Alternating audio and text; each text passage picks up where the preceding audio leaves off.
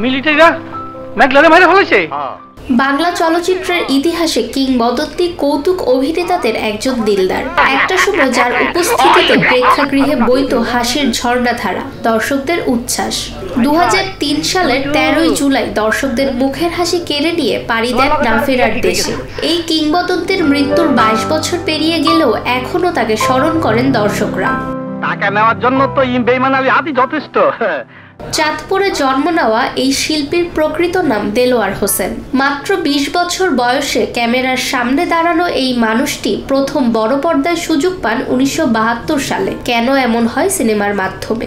এরপর তিনি হয়ে ওঠেন ঢালিউডের অবিচ্ছেদ্য অংশ, যার অনুপস্থিতি বারবার বুঝিয়ে দিয়েছে তার শূন্যতা কতখানি। আমাকে জিজ্ঞেস করে কোনো লাভ নেই, যা জিজ্ঞেস করার ওই স্যারকে জিজ্ঞেস করুন যান।